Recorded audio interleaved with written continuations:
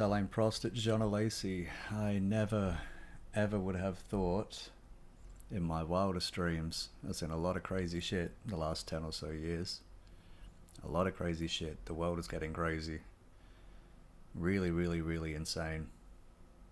But I never thought I would ever see Jackie Stewart and will.i.am on the DJ decks together. That is fucking nuts. Hello, hello. We're live. How you doing? Welcome to Turn15 channel for the 2024 Abu Dhabi Grand Prix. It is the final race of the season. 24 rounds done and dusted as of about 2 hours time from now. How you going? How's your drive time commute? Hope you're doing well. Hope you've had a lovely Sunday. I certainly have. Formula One, baby, here we go. Final race of the year, and it looks like it's going to be a cracker as well. And it looks like it is going to decide at least one world championship, because the other one, the Drivers' World Championship, the one they all want, the one that I am personally most invested in, that's done. That was done in Vegas. Max Verstappen, 4-time champion. It looks like, I would have thought after the first 6, 7, 8 rounds, he would have wiped the floor, won it by Singapore. Didn't happen. We actually got kind of a title fight, but it's over now. Must have been love, but it's over now because Max Verstappen is the 4-time champion. Red Bull winning it once again, but not the Constructors' Championship. Tonight it's all about Ferrari v McLaren. I'm not sure Red Bull's even mathematically possible to win it. If they are, forget about it, because they've still got Checo Perez in one of those seats. It's not going to happen. Doesn't look good. It doesn't look good for Checo either after this year, but I'll get into that a little bit from now anyway. Welcome. Let's go through the grid. Norris, Piastri, Sainz, Verstappen, typical top 4. You know, those cars have been there for the most part of the season. Gasly in 5th. Another amazing effort by Pierre Gasly in the Alpine. That car isn't great, but he has absolutely turned it up. So, you know, they're looking okay for next year. Alpine seem to have found something, at least in that one car. They've found something, so we'll see what they can pull off next year. Ahoy hoy. Russell in 6th, Hulkenberg 7th, 3-place grid penalty. Actually qualified 4th, which is incredible. Got penalty down to 7th place, so not great for Haas. Not great for their battle with Alpine, trying to notch up 6th in the Constructors' Championship. I don't think they're going to get it. To be honest, the way the Constructors' Championship is right now, I get the feeling, unless we get a crazy race, I get the feeling that's probably how it's going to end. Alonso in 8th, Bottas in 9th. Amazing effort by Bottas, actually. A very, very rare Q3 appearance in what was probably going to be his final Grand Prix. Checo Perez in 10th. You know, I've been getting used to saying that. That's at the times that he even makes Q3. The rubbish season for Checo Perez continues, and it might actually be his last Grand Prix as well. We'll see. Tsunoda 11th, Lawson 12th, Stroll 13th, K-Mag 14th, Joe 15th, Hamilton starting 16th after qualifying 18th yesterday. A couple of penalties behind him, so unlucky, really unlucky for Lewis Hamilton. The banker lap didn't work, and the push lap just got destroyed by Kevin Magnussen, actually. So in the corner that must have cursed him at some point in his life, because 2021 it all fell apart in that corner when Latifi crashed, and this year it's all fallen apart for his finale from Mercedes. Jack Doohan making his debut in 17th in place of Esteban Ocon, who was told to get the fuck out early by Alpine under threat of nixing his Haas test, which is coming up on Tuesday at Abu Dhabi. So Jack Doohan in. Well done, lad, well done. Nice to see another Aussie on the grid after Daniel Ricciardo was also told to get the fuck out. Alex Albon starting 18th. What have they got? They've got penalties. Albon, Leclerc 19th, Colapinto 20th. Now Leclerc, bad qualifying yesterday, didn't make it through to Q3. Was taking a 10-place grid drop anyway, so, you know. Both the Williams are also taking slight grid drops, so they are predictably 18th, 19th, and 20th. Now, 16th and 18th for Hamilton and Leclerc means that it's going to be a fun race to watch, because at the very least, we're going to have something to watch through the field. Lewis has had a hard time of it coming through the field the last few races. Didn't manage to get it really done in Qatar, though he did manage to get it done in Las Vegas, so we'll see what he can do today. Should be fun. Should be a very fun race. well, God, I hope it's going to be a fun race, or else we're in for 2 hours of nothing anyway. About 5 minutes to race start now. Now, there's been a little bit of news since last week. I suppose the one that everybody's been looking at. There isn't Esteban Ocon getting thrown out. Which, you know, I can see where Alpine are coming from. It's another ruthless driver change by Flavio Briatore. It's not the first time. Jarno Trulli in 2004 took Renault's only win of the season in Monaco, no less, and ended up getting thrown out before the end of the season. That's Flavio. You know, he is absolutely ruthless. He sees the lineup for next year being Doohan and Gasly, and basically they're just figuring, get Jack in the car early, let's get him a head start ahead of everybody else, let's hit the try to hit the ground running next year. We'll see if it works. I mean, he's been, well, predictably he's been last because, you know, it's his first race, isn't it? In that Alpine, not really expecting a whole lot out of Jack today, but hopefully he just keeps his nose clean and gets some miles under his belt. Now, the other big one, Max Verstappen versus George Russell, has suddenly become a thing. I'm not sure what they're really going for here, the writers, because it's not really a feud that I would have picked. Basically, Russell got Max Verstappen a one-place penalty on the grid at Qatar last week. Max took absolute exception to that and was scathing of George Russell afterwards. Russell came to Abu Dhabi with his boxing gloves on, ready to fight back, at least in the press. Was very, very upset with what Max said. Toto Wolff was backing him up as well because Christian Horner wanted to get involved. It's a little bit messy. I think this is just end of season.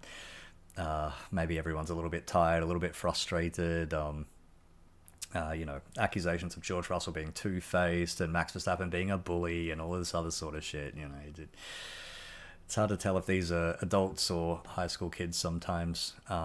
What they are is elite athletes pushed to the edge and high on adrenaline basically all the time. So, you know, sometimes these things happen. I'm expecting this whole thing to just blow completely over by the time we get to Melbourne next year. It's a long off season after this, well, comparatively long. What have we got, about 3 months, 4 months, just staring into the void, waiting for the next race. So, if Max or Russell are still holding on to this, yeah, depending on what happens tonight, maybe they take each other out, probably won't, but if they're still holding on to this when we get to Melbourne, well, fuck, I've got some questions for him. Anyway, what else has we got? So, yep, Ocon out, Doohan in. Checo probably could well be out at the end of this race. Well, at the very least, at the end of next week. Now, we've said that a bit this year. First, it was the summer break. Then it was the other break. And he kept on keeping on, but he's still not gotten any better. You know, it's kind of interesting that Red Bull gave him not just a 1, but a 2-year contract extension. Christian Horner said he wanted to basically settle his mind. He didn't want him worrying about anything, just get down, concentrate, and do the job at hand. And Checo looked good. He looked pretty good at the start of the season, was getting podiums. I feel like if he had got the win when Max retired in Australia, maybe we wouldn't be having this conversation, or maybe we still would, who knows. But it's fallen apart. It has absolutely fallen apart for Checo this year. It's not been good. It's not been getting any better. He looks absolutely lost in the same way that Pierre Gasly and, for the most part, Alex Albon were in that seat, just without answers, without speed, and just didn't really look like he even knew how to turn it around, let alone could turn it around. I mean, he had a bit of a reprieve in Baku where he was fighting for the podium, fighting even for the win, and then, well, sort of fighting for the win, and then came together with Carlos Sainz right at the end. Got no points for that, so, you know, it's been a real shame. I think since China, he's only had one top 6 finish, and that was 6th. So, yeah, really, really rotten. Really rotten for Checo Perez. I mean, the Red Bull hasn't looked great, let's be honest. It's certainly not as good as it was last year. It's not as good as it was in 22. Absolutely the class of the field. It's really fallen off the edge. And if I'm honest, I think that team is probably going to struggle to get that car back to where it was. A couple of wins for Max lately, though. You never know about Max, though. He is a magic bullet. I don't think a car can really be judged by what Max Verstappen can do in it, because he tends to over-deliver in these things. As the mechanics clear off the grid, we're about to start the formation lap. Should be getting going right about now. as they start taking off.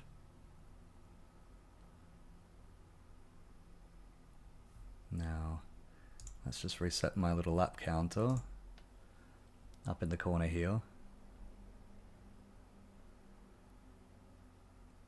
Won't be a moment. Please talk among yourselves in the meantime.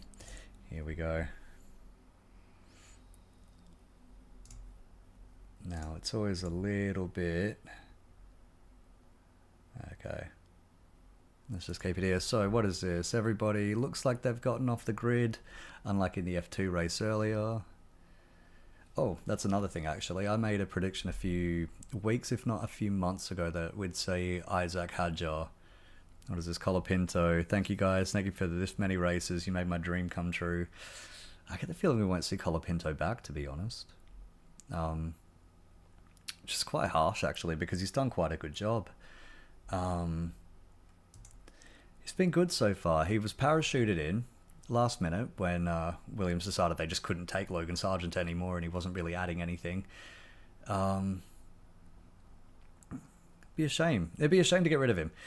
There was rumours that maybe Red Bull are looking at him, Alpine as well were maybe looking at him. I mean, Jack Doohan in that seat, I don't think is...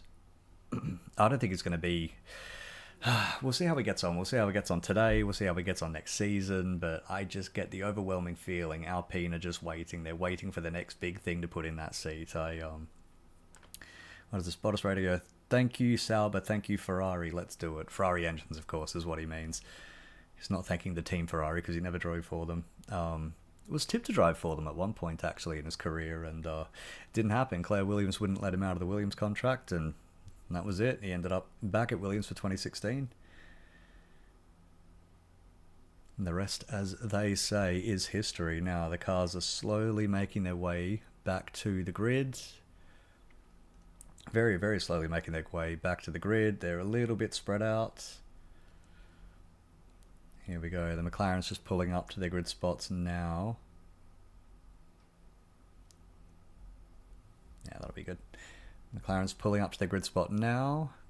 Weekend attendance 190,000. It's not quite the 400 plus that you get over here and in the US and in the UK, but it's a decent sized crowd for fucking Abu Dhabi, you know what I mean?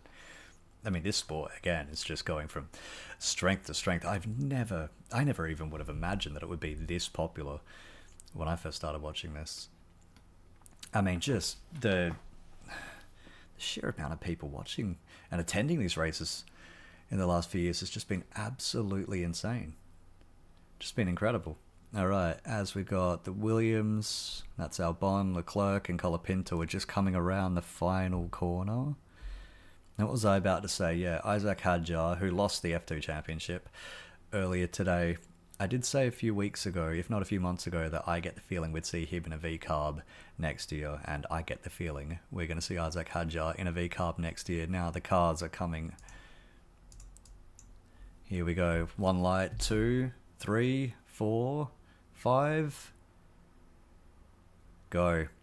Decent looking start out of both of the McLarens. Who was stalled at the back? Looks like one of the Alpha Tauris. Sorry, the V-carbs. Oh! Contact! Verstappen. And Piastri. At turn 1. Fuck. Shit. Well, it's not going to be a 1-2. It's definitely not going to be a 1-2. Is that a Haas up to, what is that, 5th? It is. Crikey. Well, I mean... Max, you took out the wrong car. You were going for George Russell, mate. Oh my, well, that's it. The 1-2's over. It looks like Lando, Sainz, Gasly in 3rd, Russell 4th, Hulkenberg 5th. Oh, nearly 3 wide halfway through the pack there. That Haas is really coming up hard. That's what she said. Oh, looks like a bit more contact. Is that Max Verstappen? No, it's Checo Perez has gone around. So both Red Bulls have gone around in 1 lap. Jeez. So dog shit start for Red Bull Racing. I mean, Checo, you can't blame him for that. And who was it that hit him? That's Valtteri Bottas in what's probably going to be his final Formula 1 start. If Bottas' last action in F1 is consigning Checo to history, well, you know, at least that's one scalp that he can claim. So, amazing, amazing. We've got, I mean, where are the Red Bulls now? Verstappen's 11th Checo Perez down in last place. Fucking hell. So we've actually got quite a bit to watch. And look at Leclerc up to 8th. 8th place. He started 19th. That's incredible. Looks like Checo's stopped on the track as well. So, yeah, that was a pretty big contact, actually. So what is this? Just a bit of a squeeze between Piastri and Verstappen. Piastri right to the back, Verstappen. Yeah. Not great, not great. Yellow flag in Sector 3. Checo still has stopped. He's not going anywhere. Yeah, that's it. So that will likely be a VSC, if not a full safety car. Probably just depending on debris and whatnot. VSC, there we go. Oh, and that's Max Verstappen, I think, making a pass under the virtual safety car. Nope, he's giving it back. So that's Liam Lawson, who he just almost went by. Now, I wonder if McLaren or maybe Toto Wolff are going to be on the blower to the stewards there saying Max overtook under the VSC. I doubt they'd award anything for that. I think he looked like he was already going for the move when the VSC was called. So, Checo, you know what? 2020, Checo Perez pulled up with a dead car around this sector of the lap. Just a few corners further up from where he is right now. Pulled up at 2020 and looked like his F1 career was over then. Only to be given a lifeline by Red Bull Racing, which worked out well because he got a few wins there. Got a few $1 million there as well, so good work, Checo. But it looks like this time it might be Checo Perez retires in Abu Dhabi. Maybe out of the sport for good.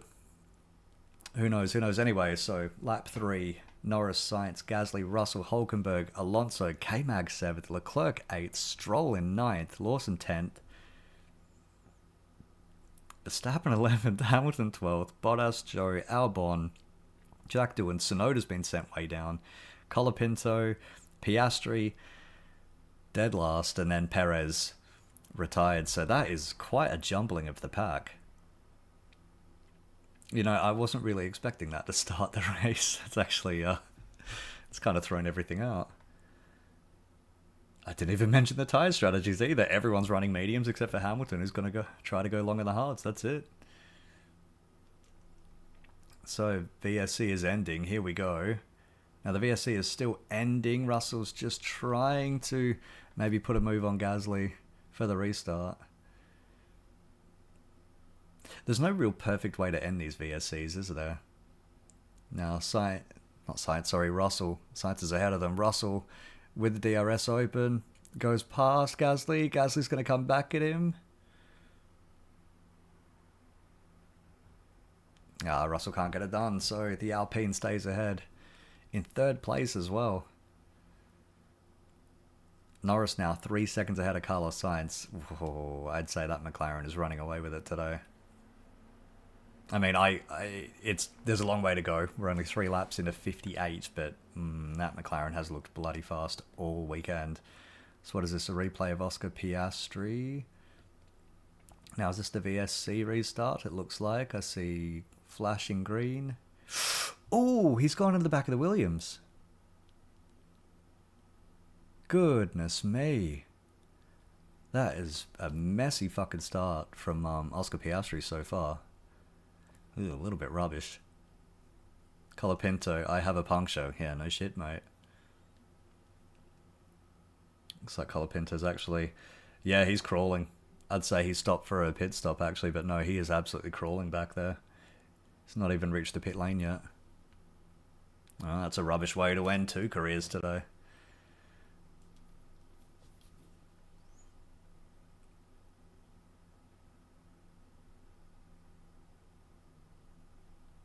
Yeah, Colapinto now hits the pits. He's going to go almost a lap down.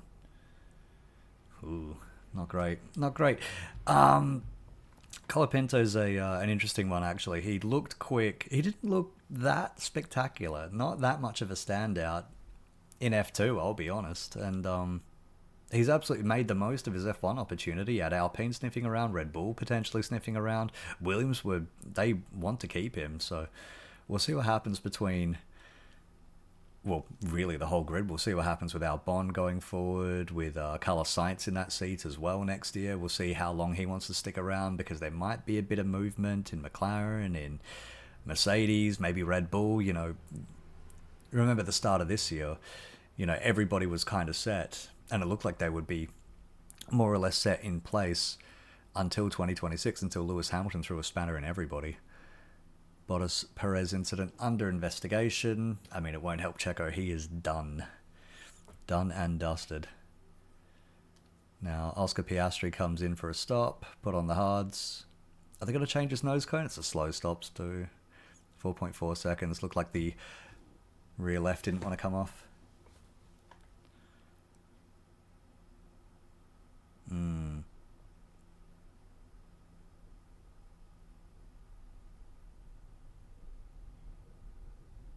Now, Norris still leading. I mean, basically, for the Constructors' Championship, Norris needs to drop out, and then Sainz and Leclerc are going to need basically a double podium to get it done. I mean, if neither McLaren scores and Ferrari wins, that should be enough. I think mathematically, yeah, that would be enough to get them ahead, but realistically, that's not going to happen. So Ferrari are really going to need to pull something out here to make up 21 points. I just don't think I see it. Now, what are we here? Replay the first turn. It looked just like a little bit of a squeeze. Verstappen penalty. 10-second penalty. I don't know. I mean, it kind of looked like Verstappen had nowhere to go. So Verstappen sends it down the inside. He's on the curb. I don't know. It didn't look like Verstappen even took a bump over the curb or anything. He was on full lock. Maybe Piastri could have given him a little bit more room. Bit of a sacrificial lamb there, Piastri was. So on board with Sainz for the start. Yeah, I don't know about that. It's kind of a 50-50 to me. I think Verstappen may be a bit ambitious.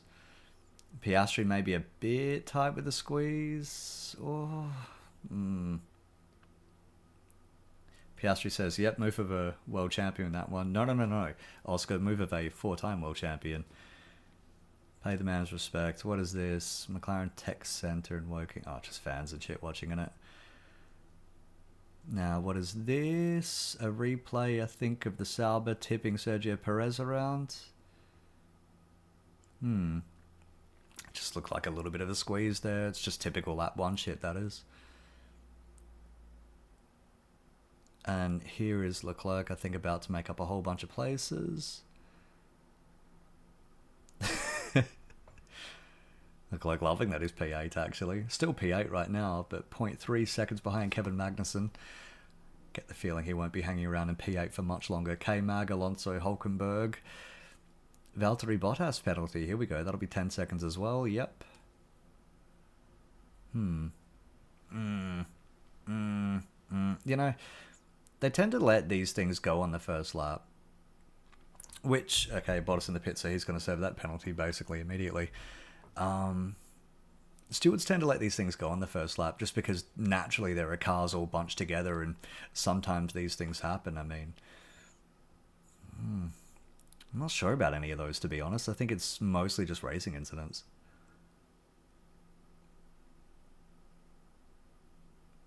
So Leclerc passed K-Mag there at the end of the first back straight.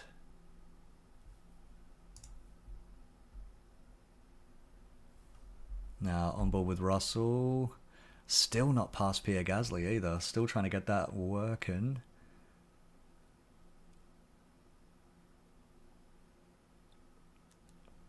So Sainz now 2.7 seconds behind Lando Norris. God, that McLaren does look quick here. Really, really does look quick.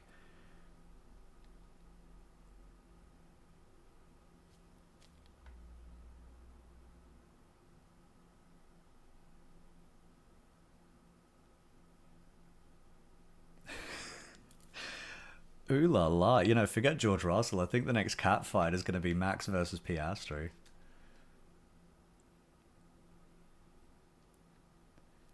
God bless Oscar Piastri. He's actually growing a little bit of a personality this year.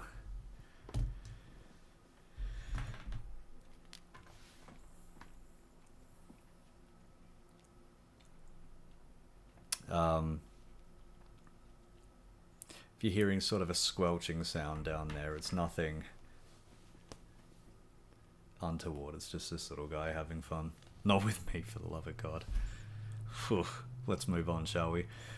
Colapinto Piastri incident under investigation as well, so Piastri right in the thick of it. Now, Colapinto did get a puncture out of that. It's basically fucked his race, so I can imagine Piastri is going to be getting a penalty for that. Just basically drilled him from behind. I wonder if Colapinto is going to be quite so sassy on the radio about it.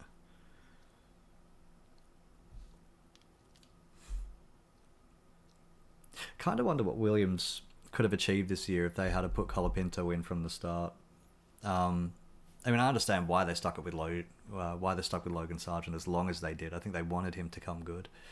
I think it was good for the sponsors and for the series as well to have an American driver, especially now that they're trying so hard to break into that market. And they've been trying for decades and decades, and they never did it. And it's kind of funny that it took reality TV to break into the American market. Mainstream market, that is. I mean, Americans love racing. They know racing as well. NASCAR, IndyCar, fantastic stuff. IMSA, all good. Can understand why they didn't really take to Formula One for the longest time, in a mainstream sort of sense, because it turns up. I mean, back in the day, it would turn up one weekend a year and then just fuck off and you never hear from it again. Oh, excuse me, little mate. I have to adjust because you've sent me legs dead. Oh, crikey. Nothing quite so heavy as a house cat sitting on your lap after about 20 minutes. Oscar Piastri penalty. Is this going to be 10 seconds as well? Probably. 10 seconds, alright. They're handing out 10 seconds. Handing out 10-second penalties like it's Halloween candy. So Verstappen gets by Kevin Magnussen up to 8th place. Leclerc is ahead of him, 2.2 seconds, so that'll be fun to watch. Norris 3.2 ahead of Sainz. Fuck it, it's done. It's over. So Gasly, Russell. Holcomb. Oh, look at Russell actually. He's got a little bit of a train behind him now. I wonder if George has maybe pushed his tyres a little too hard too early. Trying to clear the Alpine and, well, it didn't fucking work, did it? Actually, George will be an interesting one to watch next year. He's got a big fight on his hands. Not just against new teammate Kimi Antonelli, but he's going to have to establish himself as the future, the leader of Mercedes, because they have absolutely had their heads turned as Leclerc goes by, what is that now, turn 5, the hairpin? DRS open down the back straight, and he goes way past Fernando Alonso. Oh my god, before they even get to the braking marker boards. Easy pass. Easy as you like. Well, yeah, George Russell, big fight on his hand. There's Mercedes, 4th place, 458 points. Kind of in no man's land. They're so far ahead of Aston Martin in 5th, and they're so far behind Red Bull in 3rd. The car's gotten better as the year's gone on, but it's very much a diva, and it's very inconsistent. And Lewis Hamilton's really been struggling with it lately as well. Had a great race in Las Vegas. At least the race was good, but it's not had a whole lot more going for him ever since he inherited that win at Spa, which was Mercedes 1-2 as well.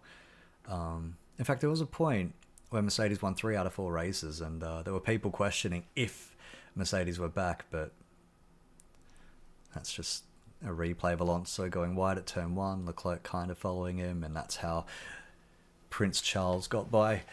There was a bit of talk earlier in the year about maybe Mercedes has found something, they've unlocked something, they're back, but no, I didn't think so. I mean, Austria was basically a gimme because of Max and Lando colliding, and then you had Silverstone where McLaren just basically fluffed the strategy.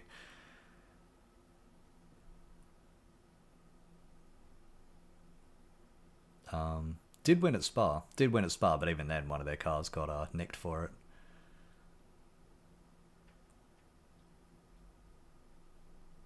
And then had a decent win in Las Vegas, but again, it's been quite up and down for Mercedes, so we'll see what happens to them next year. And I keep bringing it up next year because it's going to be mostly, I think, unless somebody finds a magic bullet, and Red Bull are going to be hoping that they have.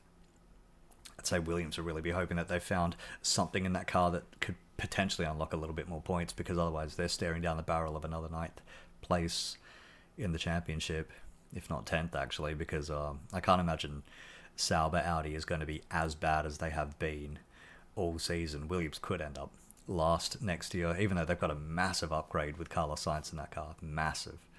In fact, next year is going to be just phenomenal. It is going to be brilliant. We've got 4 teams with realistic chances of winning, as in winning races. I think you've got probably 2 teams who will be good enough to go for the championship. Max Verstappen, I think, is the outlier. Just a replay of Lewis Hamilton. So who was getting by there? Looks like, yeah. Looks like Liam Lawson, and now Lawson's going back on him. Whoa, very close there, actually, between those two. So Liam Lawson now currently running 10th, ahead of Yuki Tsunoda. It's going to be interesting, actually, seeing what Liam Lawson does next year, because I get the feeling he's going to be in that Red Bull. I don't think it'll be Tsunoda. I think it's going to be Liam Lawson. And I also get the feeling in a couple of years' time we'll be saying who's going to replace Liam Lawson at Red Bull. Oh, side by side. That's Charles Leclerc past Nico Hulkenberg. Good move, good move. It's nice when we have some cars starting further down. Hamilton got no pace. Well, you know, he did say he's not fast anymore. It's going to be interesting to see what Lewis Hamilton can do when he's got a car that he can really use next year, because for whatever reason he's just not really gotten around the last few Mercedes. This is a shame for everybody who likes a good title fight, because that Lewis v Max season was just phenomenal. I wouldn't mind seeing Lewis Hamilton featuring in another title fight. Give me Lewis, Max, Leclerc, Norris, Russell, all together, all in a championship fight. I think that would be very fun. That's a very, very slow stop for Kevin Magnussen. Ugh. That's a real shame. Zhou Guanyu just beating out the Williams of Alex Albon as well, out of the pits.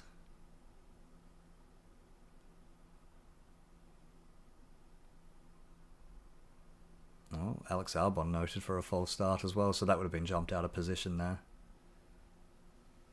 It looks like it must have been Tsunoda who stalled on the grid then, or just at the very least had a very, very slow getaway, because where is he now? 11th place, but that's with a few pit stops ahead of him.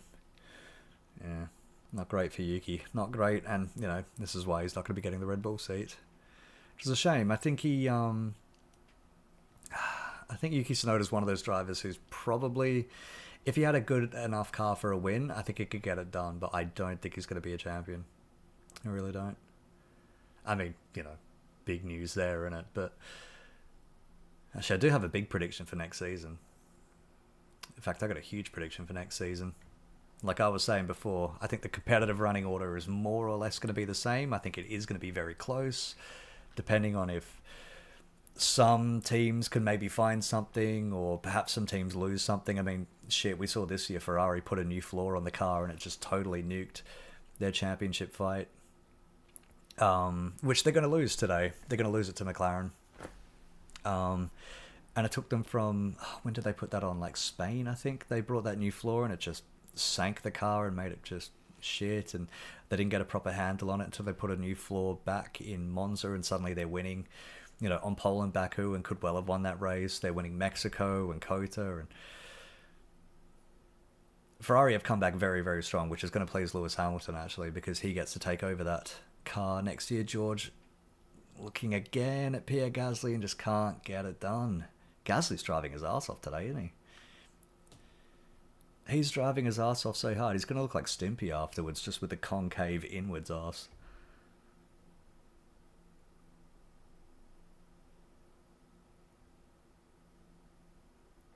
Now, the balancing act here for George Russell is overtake this car. Whoop, there it is. Work's done for him. Pierre Gasly hits the pits. As I was going to say, the challenge is overtake this car without completely fucking your tyres, but 10 seconds now he has to Carlos Sainz ahead of him. That's a lot of time to make up. A lot of time. Oh, that's not the fastest stop in the world for Pierre Gasly, is it? 2.6 seconds. It's not catastrophic, but it's also not super slick.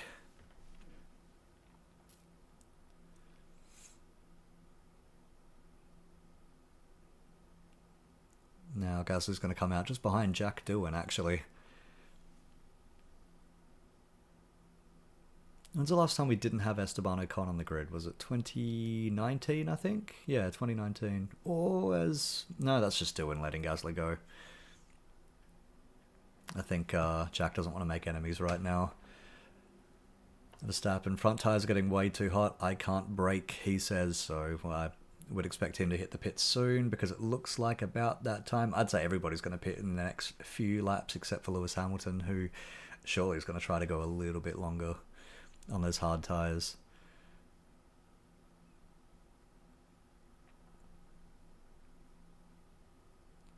The thing is, Lewis is basically, if he pits now, then he's consigning himself to a two-stop strategy, no matter what, because I just can't see those mediums lasting for the rest of the race.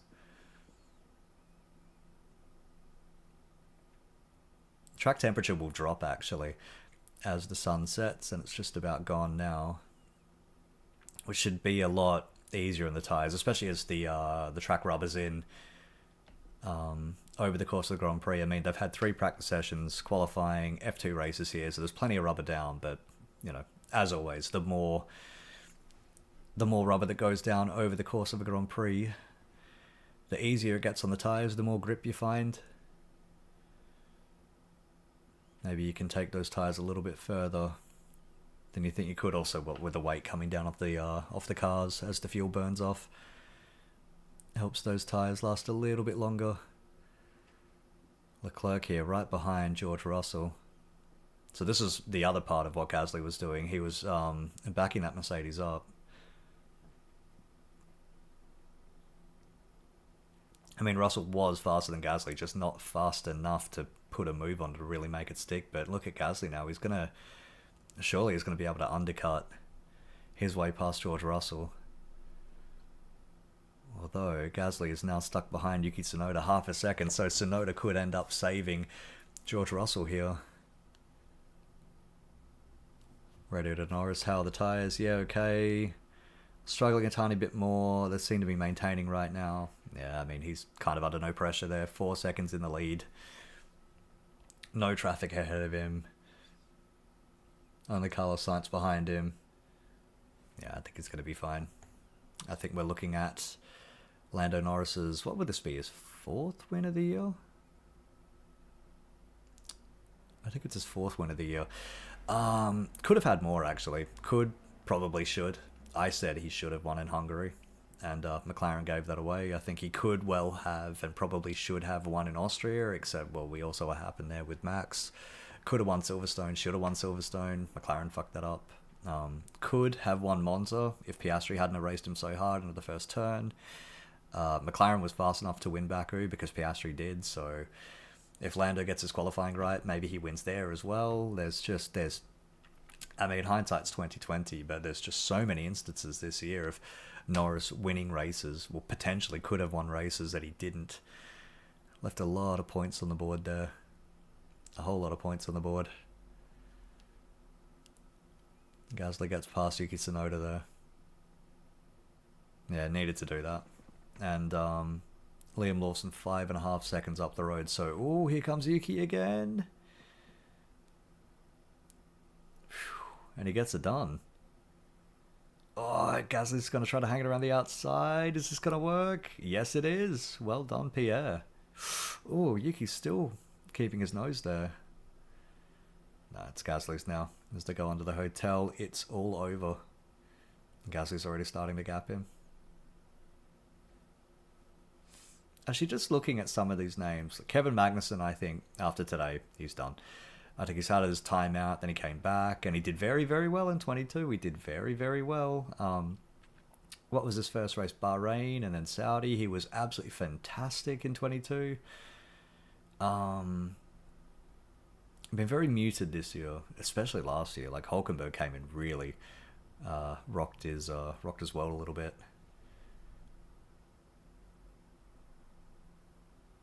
Probably the end for K-Mag today. Probably the end for Zhou Guanyu. Probably the end for Bottas. Probably the end for Checo Perez. Probably the end for Colapinto as well. We'll see. Although sometimes they come back. Sometimes they come back. Gasly, again, Gasly's one. Looked done and dusted after Red Bull, but he ended up rebuilding his career. Alex Albon also looked done and dusted after Red Bull, but went to Williams, and that's rejuvenated his career. Hulkenberg, for all of my money, I never would have put him appearing in F1 again after 2021, but here he is. So you never quite know who's gonna exit for good and who's gonna end up coming back. But just the sheer rate of rookies that we're getting through now. I mean, remember we started this season, and it was the same driver lineup as we ended with last year. There was no rookies. No real rookies at all on the grid. A couple of Logan and Piastri starting the second seasons and things like that, but there was no like out and out rookies. But we're ending it having seen Bearman, Colapinto, Antonelli's coming in next year, Bortoletto's coming in next year, who was crowned F2 champion earlier today. Well done, Gabriel. And Isaac Hadjar probably going to come in next year as well. Colton Herta probably in 26 is going to come in. Second Andretti seat, I think, is where we could potentially see the return of one of these guys that I've just named who is out. Could be Perez, could be K-Mag, could be Bottas, could be Joe. You never know. I think that's actually a big thing to watch over the next year is what Andretti, or should I just call them Cadillac now, because Andretti's not really there anymore. Hulkenberg getting past Yuki Tsunoda there. Could Tsunoda go there? Who knows? Who knows? Because it looks like the Red Bull move is done. Aston Martin is basically a closed shop for 26 unless Lance Stroll gets the boot, which, let's face it, he won't. And how could I forget? Jack Doohan has also come in.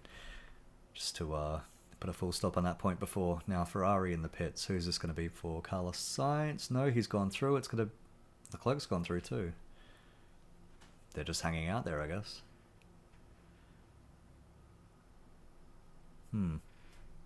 Is this what Bottas meant by thanks Ferrari? Like they're going to do his pit stop as well?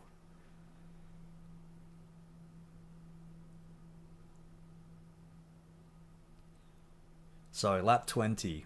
Working lap 20 of 58 in Abu Dhabi. Norris, Sainz, Russell, Leclerc, Verstappen, Hamilton, Lawson, Gasly, Hulk, Tsunoda, Doohan, Alonso, Piastri, Stroll, K-Mag, Albon, Joe, Bottas and Colapinto. Checo is already, I would assume, in the Red Bull office trying whatever he can do to save his job.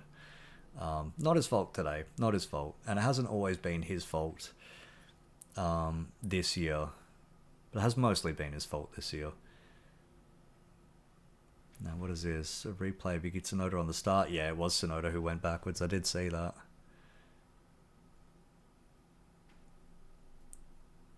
Tsunoda saying he lost a clutch. He didn't think he did anything wrong.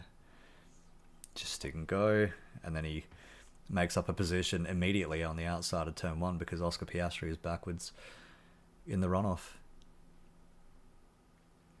It's a shame. Yuki Tsunoda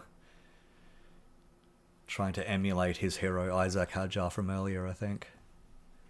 Only not quite doing the job that well. He didn't have to get pushed in the pits to get a start. Now Leclerc has hit the pits. Here we go.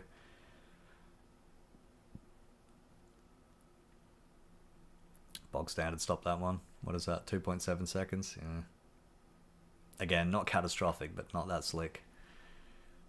His mechanics must be absolutely fucked after this year. 24 races. 24. And 6 sprints.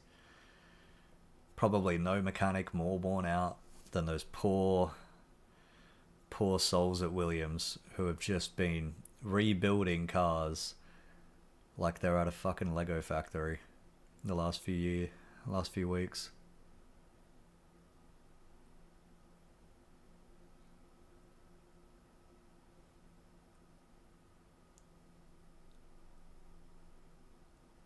So Charles Leclerc's come out ahead of Nico Hulkenberg, who has DRS on him, but surely that Haas isn't going to get past Ferrari. I remember we'd see years ago when Sauber were running Ferrari engines. I mean, they are now, but back in the day when they were also running Red Bull and Petronas on the side of the car, they had a very, very comfortable relationship. This is pre-BMW. Very comfortable relationship with Ferrari.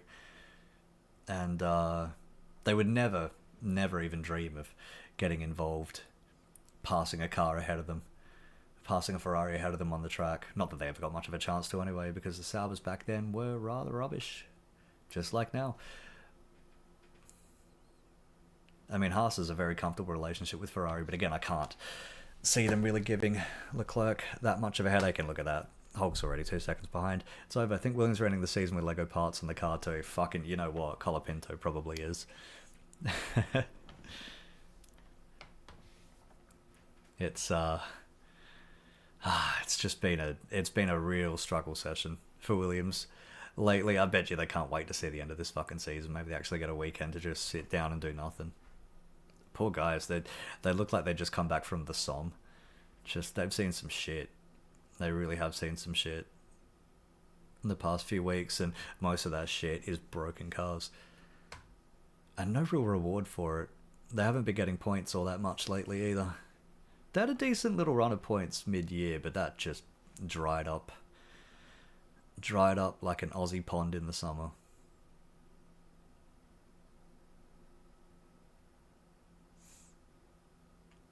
Ooh.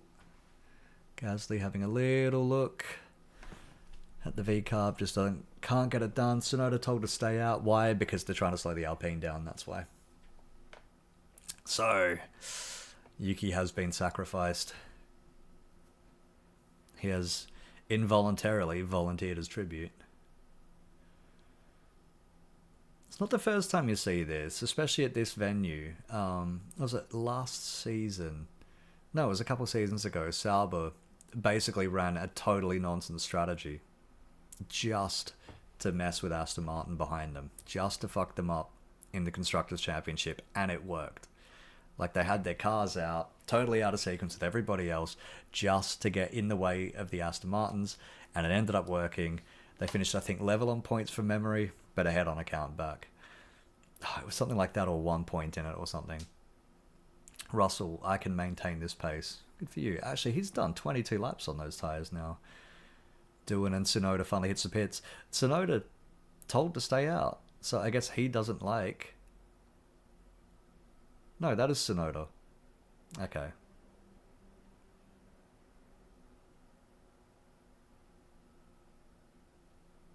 Am I wigging out? There was just a graphic with Tsunoda with a pit time, but there he is on the track. Either that or fucking, 24 races has totally done a number on my brain as well. Charles Leclerc going through, looking to have a look at Gasly. Oh, that's an ambitious passing spot. Doesn't get it done, though. I think the only time I've seen a car pass another one there that I can think of is when, who was it? I think Karen Chandok. No, Naran Kartikayan went over the top of another car. No, it's Nico Rosberg went over the top of Kartikayan. Which is sort of an overtake. I mean, quite literally overtake. Lawson in the pits now. Maybe. Unless this whole thing is wigging out again.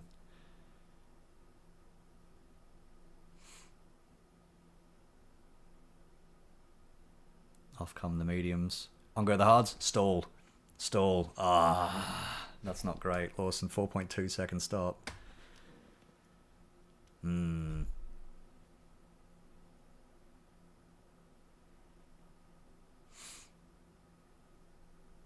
I am wigging out. Of course it wasn't fucking Tsunoda. It was Lawson. Duh. Oh, fuck. It's been a long fucking year, guys. It's been a very long year. What can I say? A long year and a long day. Leclerc getting past Pierre Gasly there. Now Gasly is going to have DRS maybe to try the pass back into that long sweeping left-hand hairpin, but just not going to get it done. Lawson, the wheels aren't on, mate. Oh, the wheels are coming off. Fuck. Shit. Oh, that's not good. I mean, where is Lawson? He's coming on to the second back straight.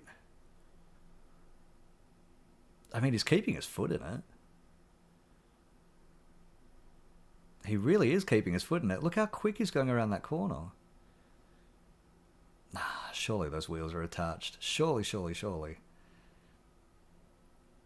At the very least, he's being very fucking brave sending it as fast as he is.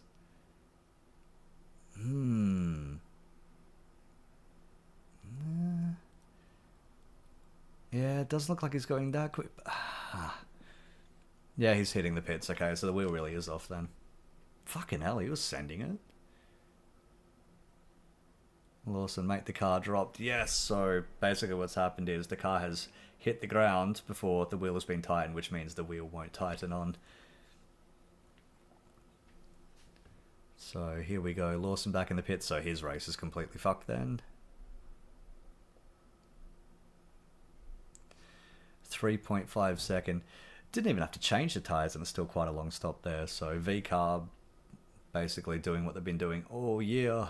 As Carlos Sainz hits the pits. V-Carb doing what they've been doing all year and doing a rather rotten job. 2.2 second stop for Carlos Sainz, but it's not going to help him catch Lando Norris. I think that gap is still too big. I think Norris has just got it covered. Box, box, the call to Lando Norris. So Norris also does not have any traffic to screw up his in-lap here as well. 22 seconds to George Russell, but Russell could well be hitting the pits after this lap as well. Oh, that wheel wasn't on. What is going on? So that was a replay of Lawson's stop. It didn't even look like they really got the wheel gun to it.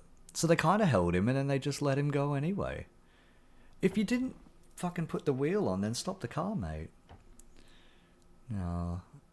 Replay. This is just going to show the wheel probably moving around. Oh, it's sparking up in there. You know, he really was sending it despite having 3 wheels attached. Like, he was absolutely going for it. Like Gilles Villeneuve style. It's like an almost suicidal attempt at trying to get that Red Bull seat away from Checo Perez. Like, he wants it so bad. He's just like, hey, helmet, watch this. Norris has just had a good pit stop as well. He's going to, yeah, look at that. Sainz, Russell, they're fucking way too far behind. Russell was actually in the pits as well, so Carlos Sainz is not going to happen. Oh, it's going to be a little bit close, but surely no. I think Norris has got it. Looks like he's got it. Looks like he's got it, as we're still watching George Russell for some fucking reason. No, Norris has kept ahead of Carlos Sainz, but look at Carlos Sainz, 1.6 seconds, so the undercut is pretty bloody effective, but 1.6 seconds should be enough. Sainz doesn't have DRS, and Norris isn't a faster car. Now, Leclerc radio, what's this? Plan C, he's going to cut him up. That's a bit optimistic in my opinion, says Charles Leclerc. So what on earth would Plan C be? Maybe a second stop?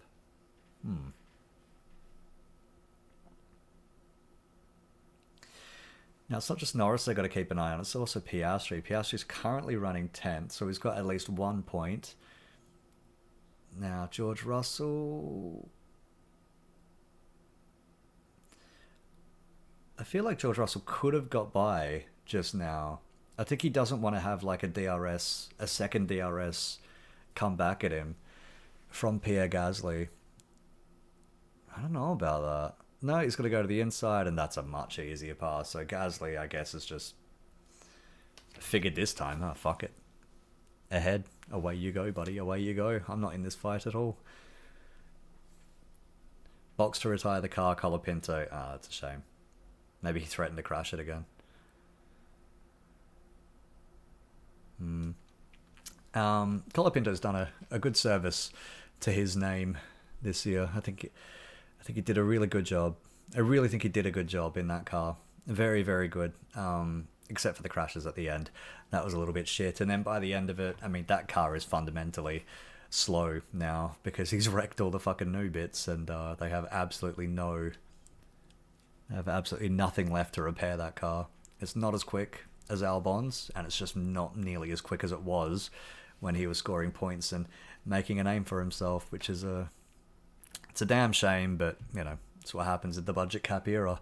You don't have infinite money to just keep repairing these cars and to keep churning out new bits, and I mean, not that Williams really ever had that, but not since Rothmans was on the side of the car. Anyway, lap 28 at 58, we're almost halfway done. How about that? Norris now 2.2 seconds ahead of Carlos Sainz, so like I was saying, I think it's done. Max Verstappen and Lewis Hamilton third and fourth, but both of them have yet to make a pit stop. Leclerc a little bit further ahead, so it's going to be Norris, Sainz, Leclerc, Russell. Gasly is probably going to be the top five once Verstappen and Hamilton pit, and then we'll see where they both end up, because they're going to have brand new tyres. Verstappen's gone quite far actually, and he's just gone through again. So has Hamilton. So Verstappen 28 laps on the mediums. It's very ambitious, very, very ambitious. Piastri as well has already run 23 laps on his hard tyres, so we'll see how long they last.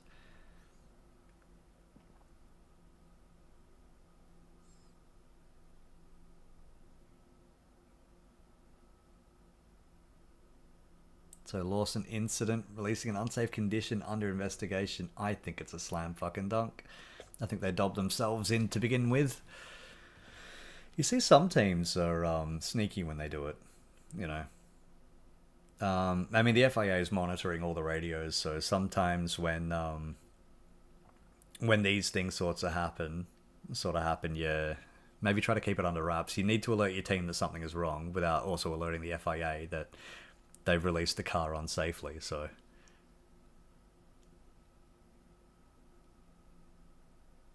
So Hamilton on the radio being told that he possibly could be looking at P3 if his strategy works out right.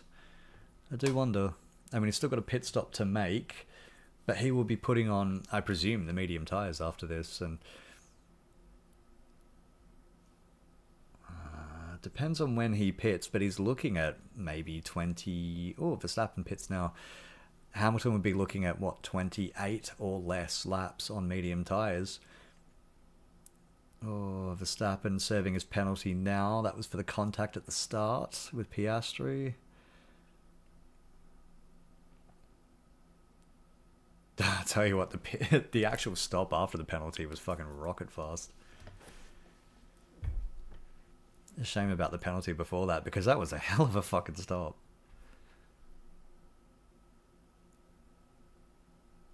So now we get to, for the rest of the race, watch the comeback of Max Verstappen, watch the comeback of Oscar Piastri, try to figure out what in the world Lewis Hamilton is going to do. Now, K-Mag is in the pits. This is probably going to be his final pit stop in Formula 1, and it looks like an okay one, 2.6 seconds. Looks like all the wheels are attached as well, so well done, Haas. Learning from their mistakes.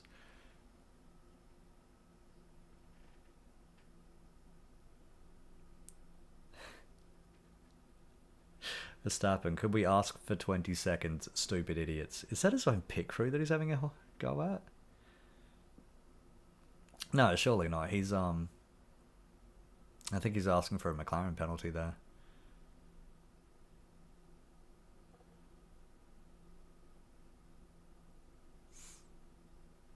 No, just a replay of the start. Yeah, I don't know about that. Actually, it wasn't even like trying to get a penalty. I think Verstappen's just... Oh, there's a Haas turned around. It was K-Mag as well. A Haas turned around at the end of the straight. Oh, and a slow... Who is that? Valtteri Bottas going very slowly as well. If this is the safety car that Red Bull were holding out for the pit stop, then lol Lamau. That's very unlucky. Oh, look at that. Front right tyre is coming off of Bottas's car. So that's K-Mag and Bottas getting together. So here's a replay. K-Mag around the outside. Bottas is just going to lock up and just go right into him. That's a big hit. Jesus.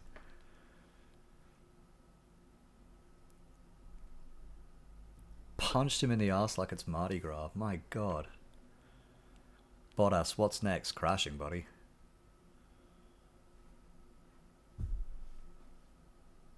Oh, that's a big hit. K-Mag radio. Isn't that just fucking great? Yeah. Yeah, that's a shame. Kind of sums up both of their careers, to be honest. Yeah, Bottas's car looks absolutely fucked. I don't think that was just the tyre facing inwards. I think the suspension might be fucked in that thing too. You know, kind of sums up their careers, to be honest. I mean, what did Bottas end with in the end? It's been a long old season. Bottas, I think, ended with 10 wins to his name. More pole positions than wins, which, you know, that can happen. Sometimes that can happen. Like, look at Charles Leclerc. He's gotten so many poles and only a few wins, and I don't think he could ever catch up. Yeah, that car's fucked. So that's the end of Bottas. So he's off. What's next? Mercedes. Mercedes reserve is what I've heard. What's next for Kevin Magnussen? It was announced before. I think he's joining Hyundai, is it? Fuck. He's joining a hypercar program. No. BMW. I think he's become a BMW driver. So Le Mans, I guess, is next for Kevin Magnussen. Mercedes is next for Valtteri Bottas. Strictly as a reserve driver, although if George or Antonelli need replacing for any reason next year, need to be subbed out or whatever, and we get Bottas into Mercedes again, well, I mean, like I said, crazier shit's happened.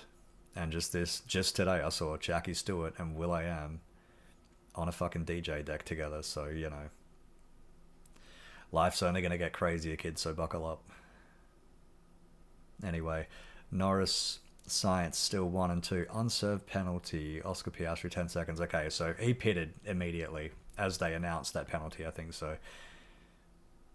Oh, now here comes Oscar Piastri into the pits.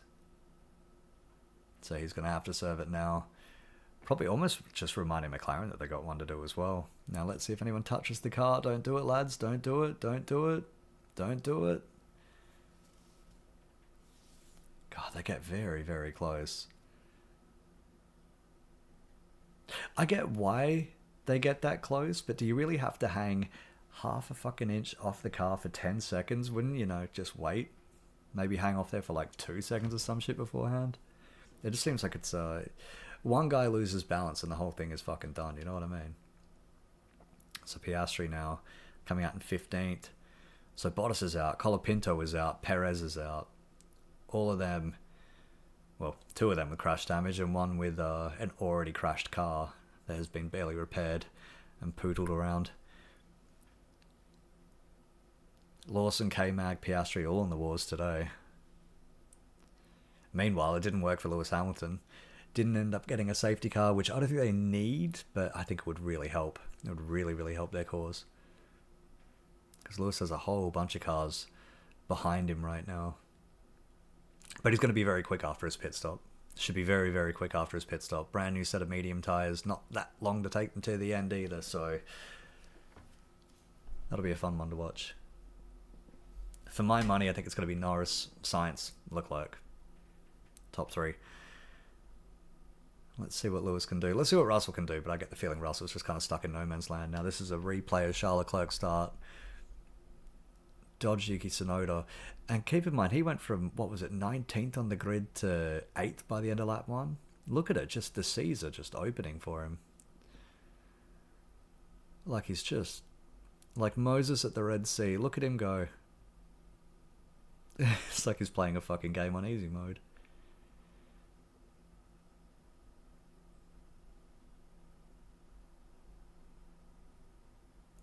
Good moves out of Charles Leclerc. He's absolutely been flying today, hasn't he? And yeah, I tell you what, if he starts in the last row and ends up third place. It's a little bit of a Seb Vettel in 2012 here, isn't it? Like, just one hell of a comeback.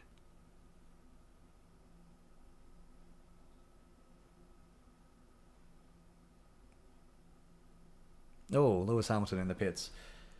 So here we go. Now, Norris and Sainz more than 20 seconds ahead of Charles Leclerc, so the race for the win is done. Medium tyres go on. Looks like an okay stop. 2.5, yep. Out of Mercedes, so this will be fun. This should be very, very fun to watch. Now, he's going to have to get by Russell, well, Leclerc, Russell, Gasly, Hulkenberg, probably Alonso, and look who's right behind Alonso, Max Verstappen. God willing, we'll get Hamilton versus Verstappen here. Now, here's Alonso. No, he's going to clear him. So he's already got past. He's going to be ahead of Alonso and he's going to be ahead of Verstappen. So that is absolutely massive for Lewis Hamilton because those are two guys who probably have the most beef with him in this entire field. Now, Verstappen is still quick. Only 5 laps done on his hard tyres. He's going to be on it, but Alonso's just having a little bit of a look. Now, Alonso is bringing Max Verstappen along for the ride as well. Both of these guys are going to have DRS. Sir Lewis Hamilton will not. Now, is Alonso just going to let Max go? No, not really.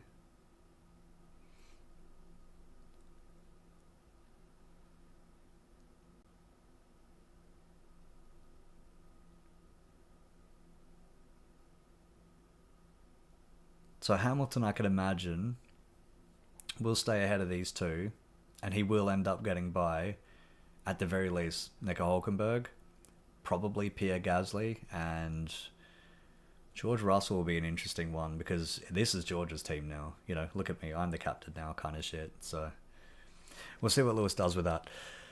We'll see what Russell does with that. They've had a bit of friction, actually, haven't they? Russell and Hamilton. I mean, Russell's even running the Hamilton tribute on the back of his helmet, but I remember Spain, what was it, last year, where they collided on the front straight, and I remember looking, Saudi last year, there was a later race restart, and I remember saying at the time, if Hamilton can get by George Russell, then he's on for a podium, because he had such a tyre advantage and all of that, as Max Verstappen gets by Fernando Alonso. And now it's a bit of catch me if you can between Verstappen and Hamilton. I remember saying at the time, if Russell lets Hamilton go, then Hamilton could absolutely get on the podium. And he didn't. Didn't let him by.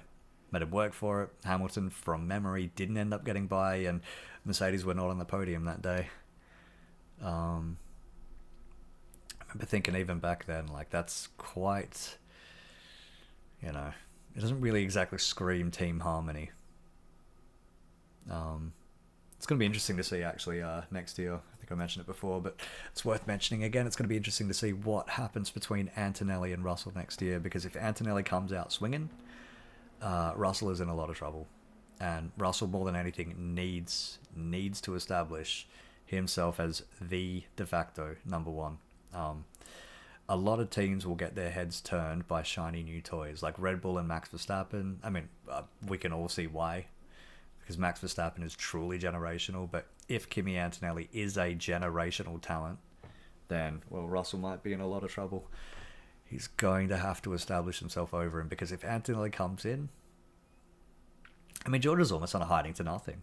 If Antonelli comes in and he can't beat him, it's because he's a rookie. If he comes in and gets beaten, I guess Russell's not that great, you know. Teams will get their heads turned very quickly. Leclerc and Vettel was another one. Vettel established, very well established, very liked in Ferrari. Charles comes in, and effectively within the first season, Seb's facing the door. He was replaced before 2020 properly got started after the COVID delay.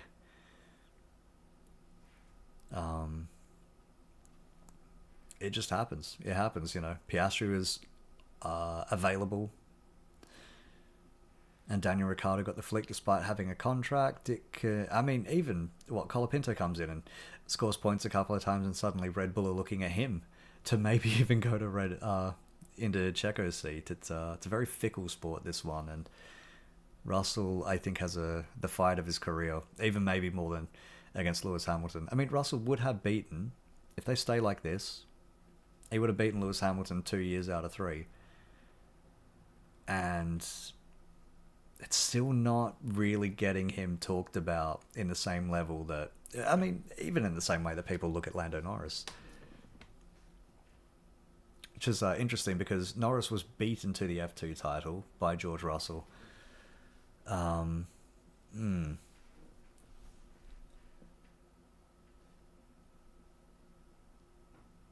don't know.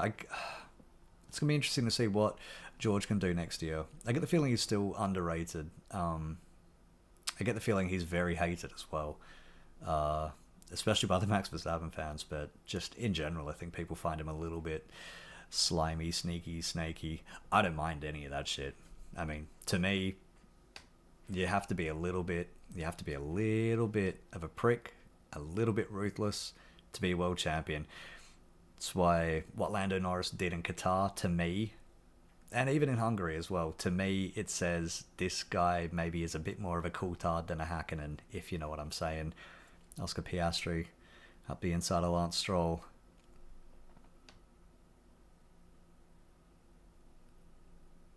Lance Stroll, I can't imagine him coming back on Piastri here.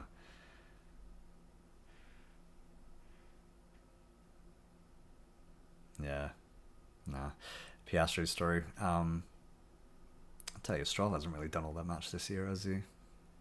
The only things I can really remember him doing, he started okay. He started sort of, hanging around kind of where Alonso was. I don't think he wasn't really scoring the points that Alonso was at all, but, he wasn't that far behind. But, I mean, as this season's gone on, Stroll has just gone further and further off the boil. I mean, that car hasn't been getting any better, so we'll see what he does next year as well. Not really expecting a lot, to be honest. In fact, I do wonder if he's going to end up seeing out that 2-year extension. There's no reason that he wouldn't, but if, for example, McLaren falls apart between Norris and Piastri, if it gets fractious, if it gets detrimental to the team to keep two guys fighting for a championship together, we'll see how their relationship lasts. Because Piastri, well, he's certainly trying to establish himself as number one. Do you think you would pass Sainz on the new tyres if he stayed out? I think so, yes. So, McLaren might be going to a 2-stop strategy. I mean, if I'm Ferrari right now, what I would do is pit Charles Leclerc. Or can they really? They almost look a little bit stuck here. So Norris is sort of wondering if he's going to be able to get another pit stop done. He's got the gap to Leclerc, assuming the pit stop run's all right. Leclerc is just about in the window, but just a little bit behind it. So Norris should be able to clear him. The thing is, Norris has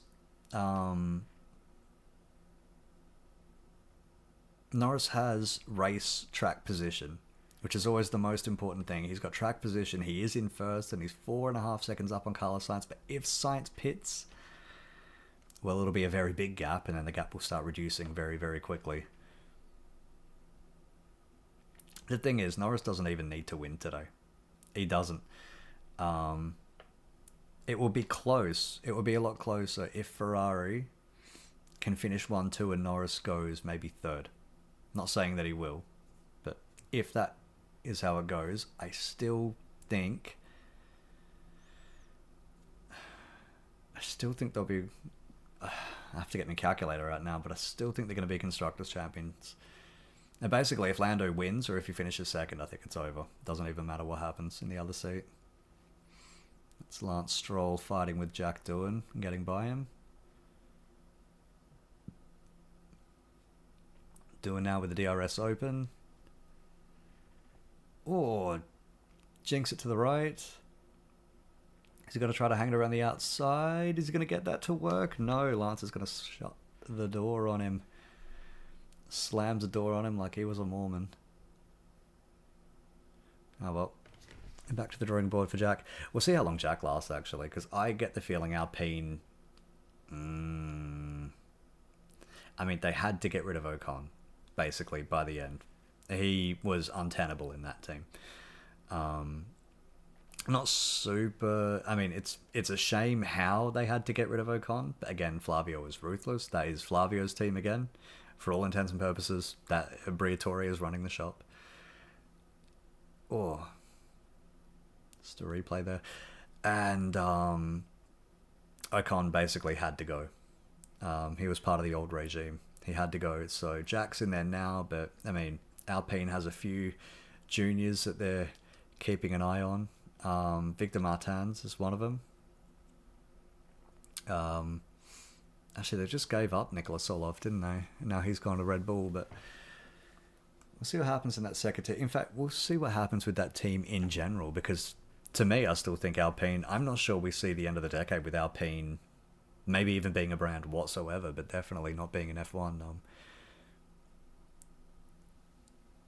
Renault's in a little bit of trouble. A little bit of trouble with money. I mean, kind of everybody is worldwide right now, but it's a very, very, very expensive F1 program that now they're not even building engines for, so we'll see how long Renault stays involved, or if it's going to be a little bit more like 2010, 2011, where it's Renault, but that it's not really Renault, you know. Especially when they were calling it Lotus Renault GP, like Renault, for all the purposes, were out the door by then. Now this is Lewis Hamilton on Pierre Gasly. And through he goes. So Hamilton up to 5th place. 14 seconds now ahead of him is George Russell. 14 seconds in 15 laps is absolutely doable. Absolutely doable. Now, is George going to play ball? Actually, here's a fun fact. Russell and Hamilton, over their whole time together, 3 seasons, are on the exact same amount of points scored. The exact same. So whoever wins today wins. So Lewis going into Abu Dhabi level on points with a rival. The last time that happened, it was very interesting. How big is the gap? 14 seconds. You can do that. That's the Hamilton radio. He absolutely can do that. In 15 laps, even on medium tyres. I mean, Russell's hards are going to be completely fucked by the end.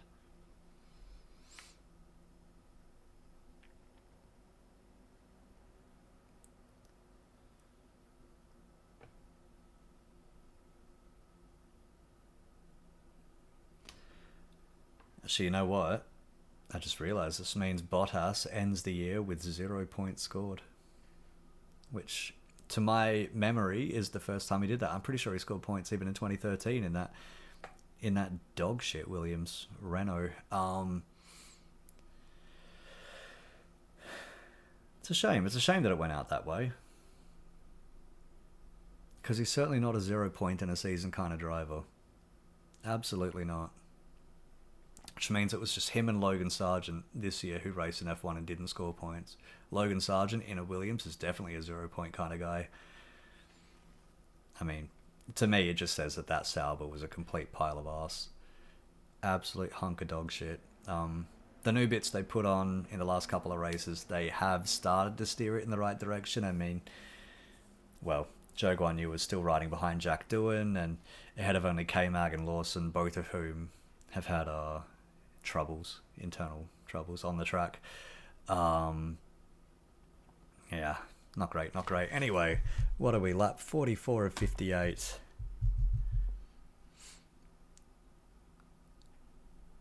Leclerc just trying to keep in touch about the Constructors' Championship. I mean, Leclerc and Sainz both want to win that team championship. They do. I mean, it's been an age and a day. It's been, 16 years since Ferrari did it. It's been since 1998 since McLaren did it. Fucking hell. McLaren, who could and should have won it in 07 had they not been caught cheating, could have done it in 2008 had they not been caught Heikki Kovalainen-ing. So, you know. Actually, where did Kovalainen finish in 2008? I think it must have been in 7th place because Checo was heading for the lowest finish as a teammate of a world champion since Jos Verstappen, ironically, in 1994.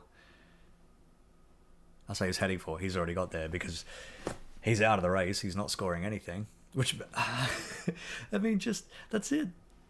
I just realised that's it. Checo's not scoring any more points. It's done.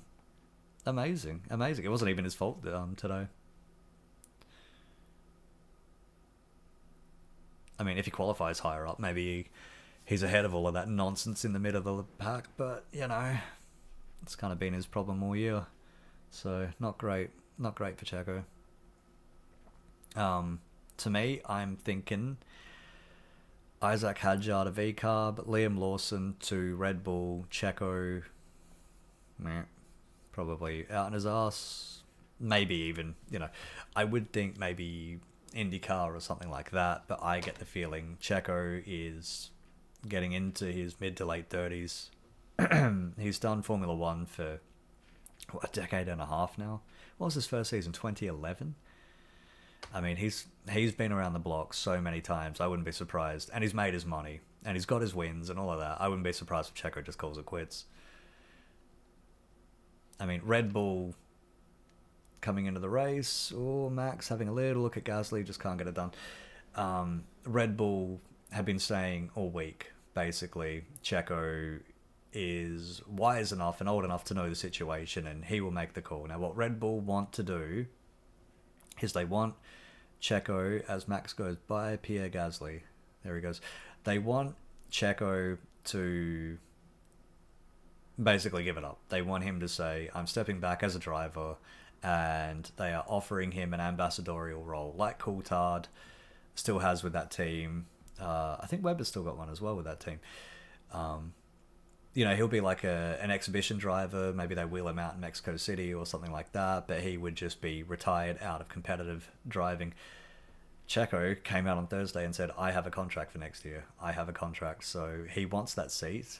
He's not going to get the seat, from what I've heard. So now I get the feeling he just wants the payout. He wants to... Oh, that's a big moment for Piastri. Oh, wow. Oh, shit. I thought he was heading for the wall there. Goodness me.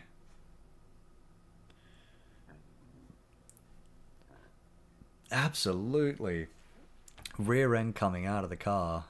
What is that? In turn 11? Oh, just look at that thing.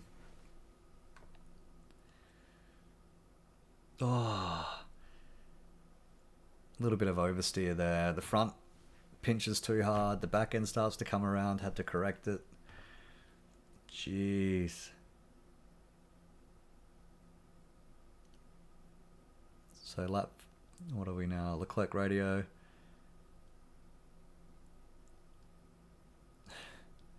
Leclerc just having a back and forth with his engineer. I think they're starting to struggle on these tyres now. Leclerc pitted as well before any of the other front runners, so a little bit worn out, I'd say those Pirellis are.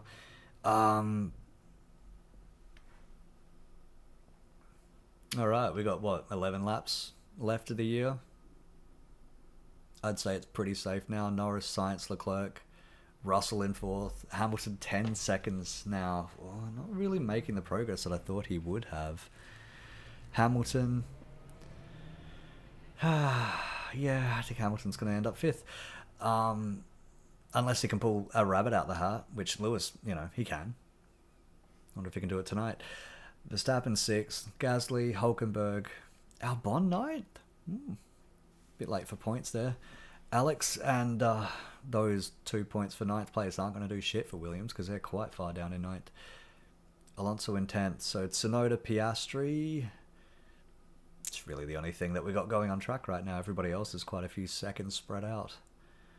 So Piastri probably will get by Tsunoda. You'd think that he would, but then he's got Alonso about 3 seconds up the road as well. Piastri, I think, could make it back to 10th. Pretty tall order if he can make it to 9th. Pretty tall order. He's going to have to need some help. I think Ferrari have waited too long to do anything strategically to pass Lando Norris. I mean, I hope I eat my words because I would love to see Carlos Sainz win this race. I'd love to fucking see it, trust me. But I don't think it's going to happen. So, here we go. 11 laps. Ooh, Piastri getting by Tsunoda. Tsunoda looks like he's maybe coming back. Piastri pulls back behind Yuki, so didn't make it stick this time. Snowden's been really hot and cold this year. I think I don't even know if it's worth putting him in that Red Bull. I don't think that Red Bull's going to be that coveted of a seat for very long. Um, I think putting anybody, I mean, like I was saying before, you put Lawson in Checo's seat, and in 2 years we're going to be saying who's going to replace Liam Lawson because he can't keep up. And Max Verstappen is just, he is the destroyer. He is the destroyer of careers, the destroyer of teammates. Gasly, Albon. I understand what happened with Ricardo, that he had a whole lot of money and the promise of being a factory driver by Renault, so he just, he did that and he took it. So good for Danny. I think it made sense at the time, especially when you see how the team, like I was saying before, the team was starting to look at Max, the shiny new toy. He was already winning races, and then they were really, if you can galvanize a team behind you, basically your teammate is totally fucked, and they almost never get it back. I see it all the time. We saw it in McLaren when Lewis Hamilton came in. Alonso, despite being new at the team, nobody cared about him anymore. It was all about Lewis, and Leclerc at Ferrari again with Vettel. Vettel, old news, very, very quickly. Out the door he went. Ooh, Verstappen at Red Bull. Same sort of shit. Oh, Piastri around the outside of Tsunoda. Gonna get it done this time, surely, side by side through 11 and 12. And Yuki pulls back. Piastri ahead, there we go. Decent from Oscar. It's a shame it's for fucking 11th place. I mean, he's been driving, he's been driving okay today. When he actually gets the laps under him, it's not been great. It's not been great ever since turn 1. Anyway. I think, where is Lawson now? 17th. I mean, releasing the car with 3 wheels attached probably wasn't a great idea for his strategy either. It'd be interesting to see what he could do in a Red Bull. And I get the feeling he could maybe pick up a win, but he's going to want to do it next year because Norris, dirty air is terrible. I'm struggling a lot. So where is Norris right now? He's just right behind. Actually, he's coming up behind the Tsunoda and Piastri.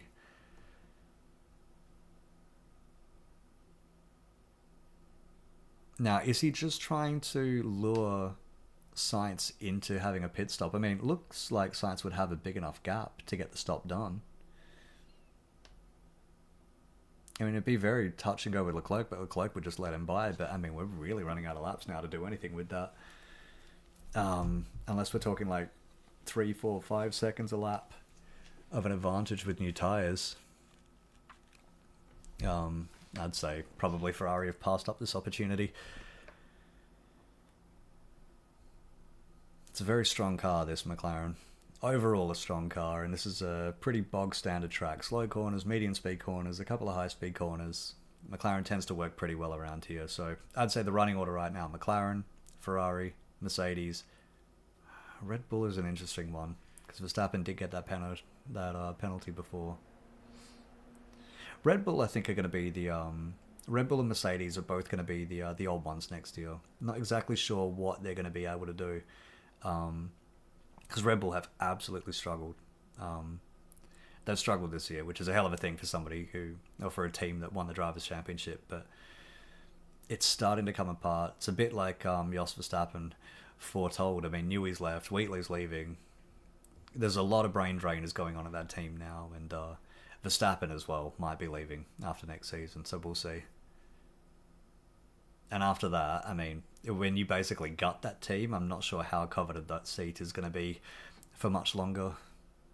Ooh, on board with Joe Guan Yu.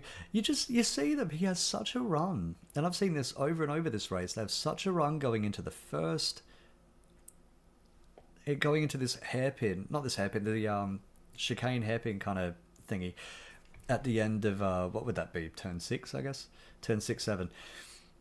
At the end of the back straight, and they all keep pulling out of it because they're all going for this second DRS. The potential to get repassed, I think, is just so high. So I don't know about it though. I think at the best you send it and you try to maybe hold the other car up, bulk him at the hairpin, not at the hairpin, sorry, at the apex. Oh, God, it's been a long old season, I tell you. Now Ferrari are going to make a pit stop. No, they're not. They faked it. They faked that Carlos Sainz goes through and the team goes back into the garage. Well, they're so chicken shit. They don't want to do it. But I don't know why. You may as well throw the Sainz pits right now. Leclerc lets him by rather when he comes back out.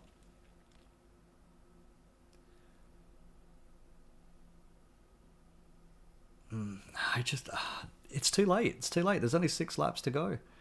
Unless you're pulling like 5 or 6 seconds a lap advantage, it's not going to do shit. Ferrari have left it too late. I think maybe if they pitted Sainz 10, 15 laps ago, it really could have been on. At the very least, try to undercut when Norris was only about 2 seconds ahead, but it's fucking done now. It's over. They were chicken shit. They waited too long. They blew it. So this is Zhou Guan Yu on Jack Doohan again. And he gets by. Easy as you like. Good pass. Good pass out of Zhou. Oh, for fuck's sake. Sainz, I think I have a puncture. So that would explain why he's just dropped a couple of seconds. All okay for now. Everything's stable. So Sainz says that he went over debris, which would be 2 races fucking in a row for poor Carlos. Yeah, he did drop a bit of time that race. Second place would be nice for Carlos Sainz. Being the leading Ferrari on his last drive for that team would be nice for him, but I think a puncture in his final race for Ferrari would be a bit more fitting with the luck that Carlos Sainz has had at that team. Just a little bit of fucking rubbish. I'll tell you, Norris is almost 30 seconds ahead of Charles Leclerc, who, lest we forget, started way at the back. So it's going to be interesting. In fact, with 5 laps to go, here we go. I'm going to make my big prediction for next season. Like I was saying before, Mercedes, Red Bull, they're more of an unknown quantity. Red Bull will see if they can arrest this form slide that they've had. Max has won 2 races in the last, what will be the last 4, but before that, really struggling. And I get the feeling it could well get worse for Red Bull, depending on what new bits they can magic for that car next year. I think the days of 22, 23, I think could well be done. Maybe they're done for good, who knows, at least for this generation. Mercedes are very hot and cold, very hot and cold. Sometimes they look great, sometimes they're just absolutely nowhere. A little bit like mid-season Ferrari almost. The way that it's shaping right now, I think it's going to be McLaren versus Ferrari for the championship. I think it's going to be McLaren versus Ferrari. Now, Norris is leading this race. He's got the speed. He's absolutely got the speed. We saw it, we see it today. We saw it in Singapore. Saw it in Miami with a little bit of luck. Even saw it in Austria until it all fell apart at the end. He's got the speed for it. I don't know if he's got the killer instinct for it. Giving Piastri that win back in Qatar, even if it's a sprint, I think giving it to him, to me, is a little bit... I don't know. I think you look at Hamilton, Seb, Rosberg, Alonso, Schumacher, Hakkinen, all of these guys have ruthlessness about their Senna, even Prost, fuck it, like, you name a champion and they probably are a little bit, just a tinge, even just a little bit of a prick behind the wheel, at the very least behind the wheel. We don't know any of them personally, so who knows, but you have to be a little bit of a prick. You have to be inherently selfish because you're going for a singular championship. And what you're always doing is fighting your teammate. You're always fighting your teammate, and you have to establish yourself over your teammate, or else it could be that suddenly they become the apple of the eye of the mechanics, the engineers. Maybe they start listening to them more in terms of development and things like that. You want to establish yourself as the number one. I mean, it's kind of a no fucking brainer. It's kind of obvious, but I don't think anyone's told Lando this. What he should have done, kept the win. He should have kept the win in Hungary, and he'd be close to Verstappen. Not that it really mattered in the end, but Should have kept the win there. Okay. Leclerc just asking about the gap. It's over. Yeah. Prince Charles is, I think, finally figuring out that Ferrari are not going to win the championship again. Now, what was I saying? Yeah, Lando, I think he's got the speed for it. He should have the car for it next year. He won't be the champion. I don't think he'll be the champion. I think it's still close between him and Piastri, and we've seen how Piastri races Lando.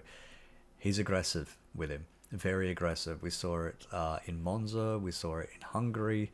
You see it over and over. And if McLaren, like I'm thinking, have the fastest car from the get-go next year, it will be, at least initially, Norris v Piastri for the championship. Their relationship, wow, they're not exactly best of friends anyway.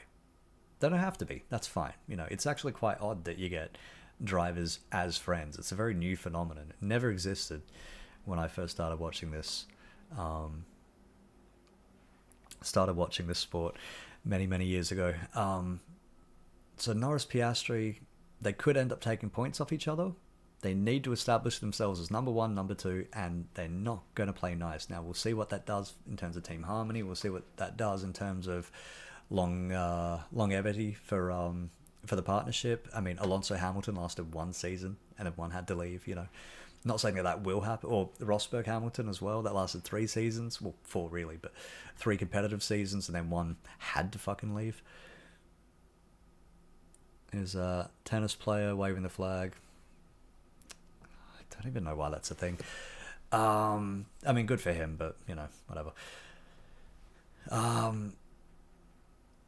We'll see how that works out. But I think initially we're going to get McLaren battling each other for the championship.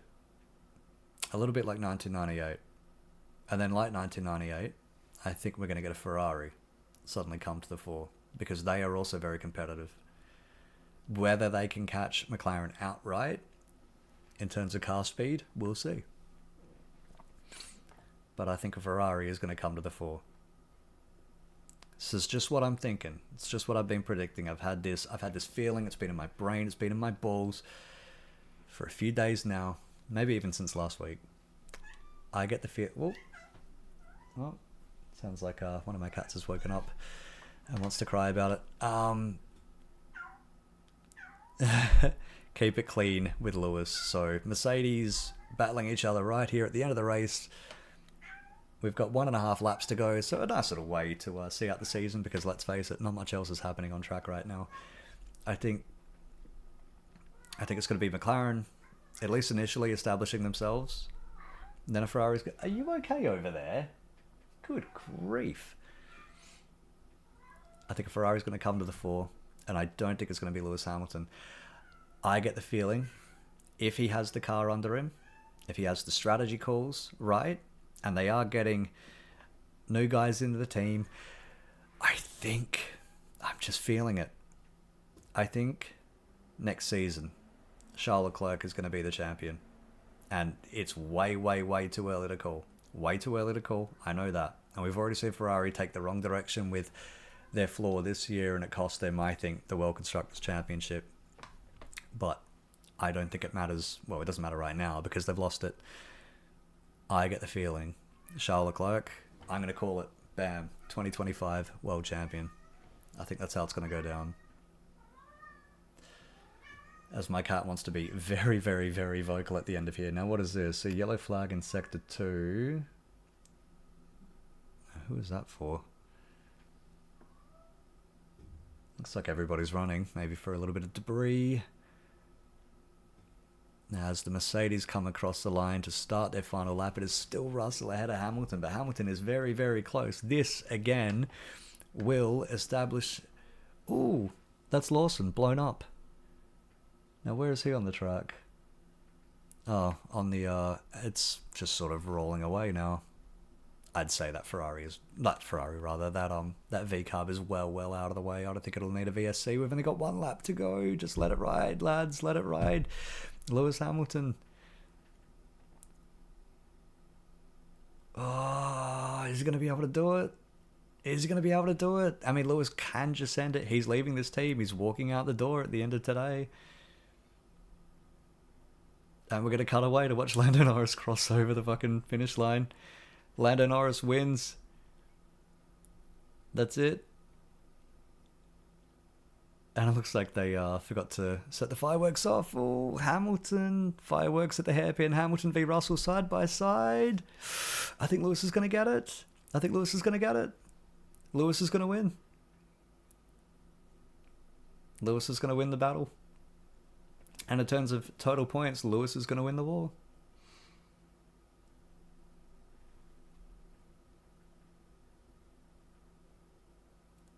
Alrighty. Well, fuck, how about that? The race is over. This is it. Lewis 4th, Russell 5th. So Norris, Sainz, Leclerc, Hamilton, Russell. Verstappen will be 6th. Gasly 7th. Hulk 8th. Alonso 9th. And Piastri does indeed make it to 10th. And that's it. Because 11th and beyond has been lapped already. Albon, Stroll, Tsunoda, Zhou Guanyu, Jack Doohan, Kevin Magnussen, who has the fastest lap actually. And that's it. Lawson, car, killed. No, car's killed. Look at it on the inside of the hairpin there. Bottas 18th, car's killed. Colapinto 19th, car's killed. Checo Perez 20th, car and career is killed. That's it. I can't believe it. We actually made it to the end of the season. 24 Formula One Grand Prix. 24 of the fuckers. Wow, it's been a long season. So the McLaren Tech Centre celebrating their first Constructors' Championship since 1998. Wow. My goodness. Absolutely incredible. Absolutely incredible. The first time they've won any championship since Lewis Hamilton in 2008. So Sainz goes out second, goes out from Ferrari to be replaced by Lewis Hamilton, who had a decent recovery today in 4th. It was a good strategy for Lewis, I think. He was the only one trying it too. The only one who tried it, and it looked like it worked. I mean, everybody tried the one stop, except for K-Mag, who stopped right at the end. And except for Piastri, who was kind of forced into 2 stops. How about that? So, in the end... Oh, and look at that. Gasly 7th, Hulkenberg 8th, means that Alpine does, in fact, win the battle for 6th. So, it is... Like I said before, it ends basically as we came into it. Nobody changed position in the Constructors' Championship. McLaren, Ferrari, Red Bull, 3rd. Ugh, 3rd. How the fuck do you end up 3rd when you win the championship with 2 races to go? Unbelievable. I get the feeling that's why we're not going to end up seeing Checo next year. I just don't... I think the only question now is how they get rid of him. Do they sack him? Do they demote him? Does he end up seeing the bigger picture after all? I mean, there's a board meeting. The thing is, Checo brings tens of millions. I've heard something like $30 million worth of sponsorship to that team. Well, he's just cost them $30 million, give or take, in the Constructors' Championship as well.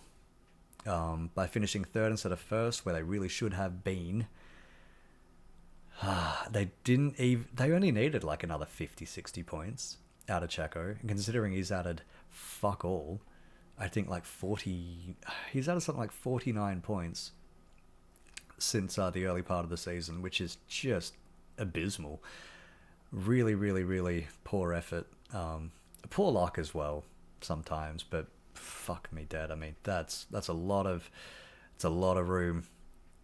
It's a lot of places to ship. Lewis Hamilton here pulling up on the front straight, so he's going to be waving goodbye to Mercedes, I'd say, with a couple of donuts. It's quite a partnership. I remember when they first announced that in 2012. It was right after Singapore. And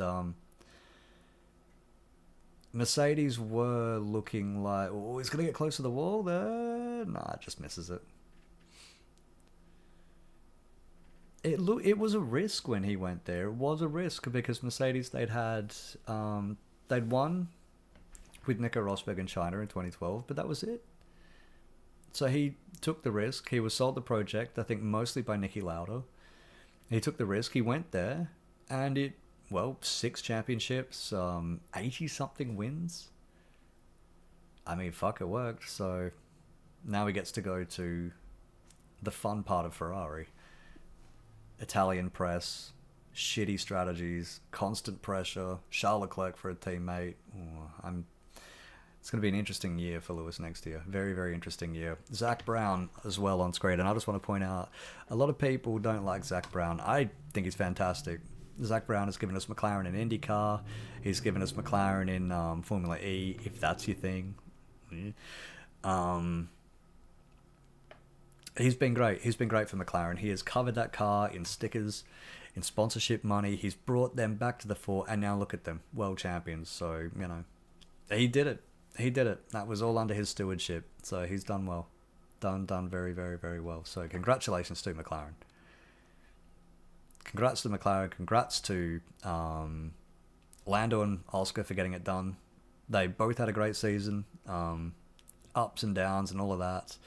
I think the only one who's had a consistently good season, maybe Charles Leclerc. I mean, they've all had a little bit of bad luck. They've all had a little bit of results going against them and things like that. But overall, I think both the Ferrari guys really performed well.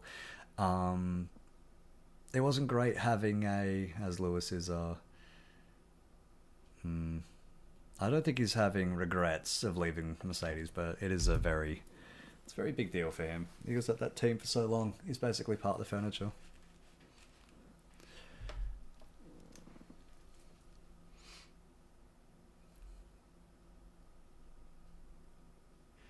It's a big move.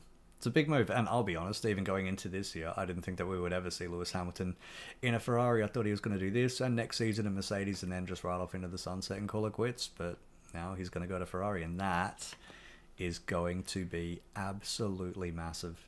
That is going to be huge next year. Lewis v Charles Leclerc at Ferrari, what can they do? McLaren v McLaren as well. Norris v Piastri for the championship, which I think they will be. I still think I'm feeling Charles Leclerc as a champion next year, so let's see how I go at predicting things before they've even launched their fucking cars. Let's see. Mercedes is going to be very interesting. Russell versus Antonelli is going to be massive.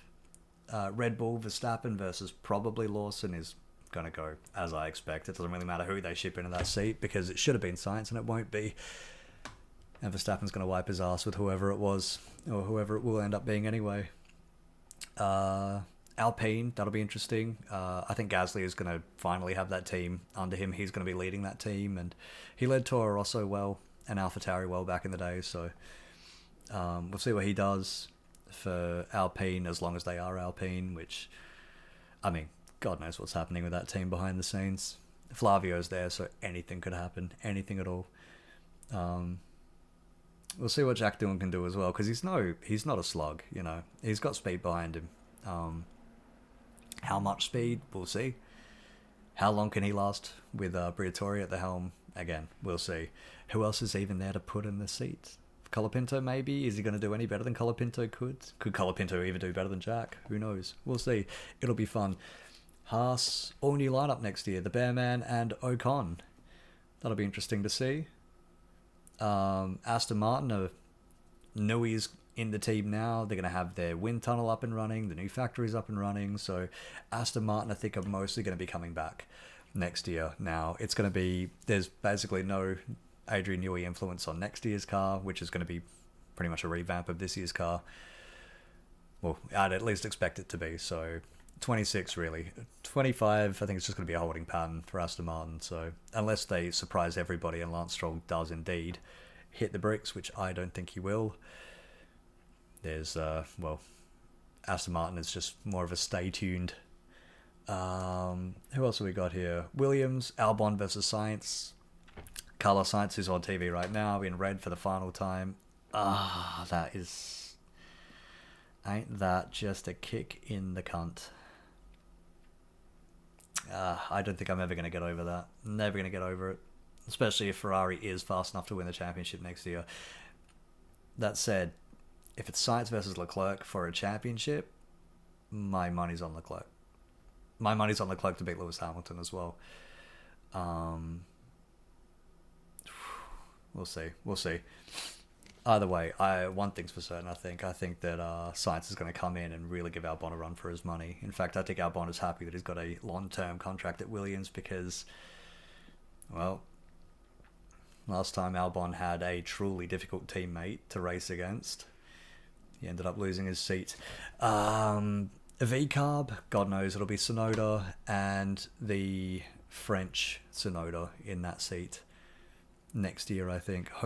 Post-race interviews hosted by Nico Rosberg and Terry Crews. How could you tell which is which? V-Carb,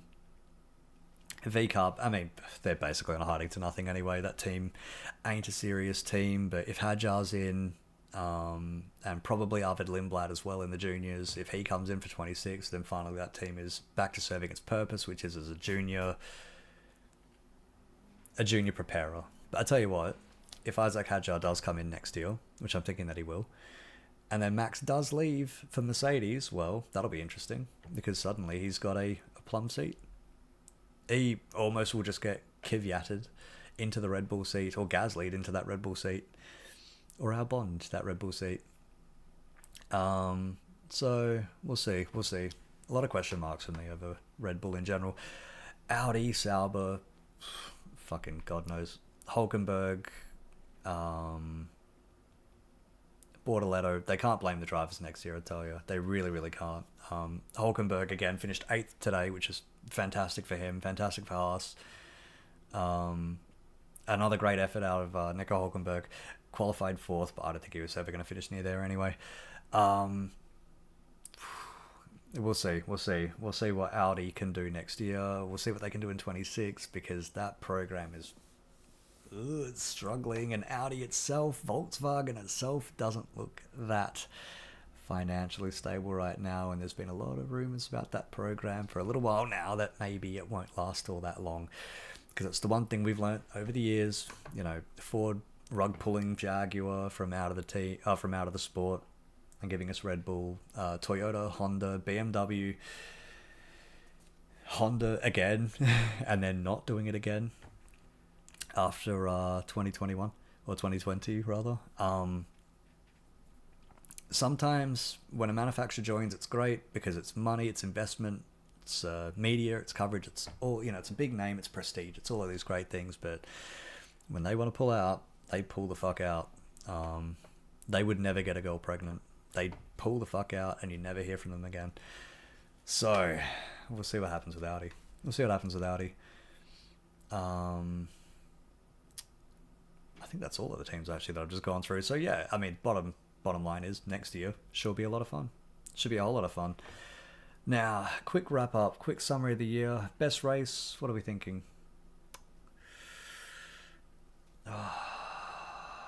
Albert Park, definitely. Seeing Carlos Sainz win live, lovely, lovely. If not that, you know what, I think maybe I'll have to have a good think about this and make another video about it.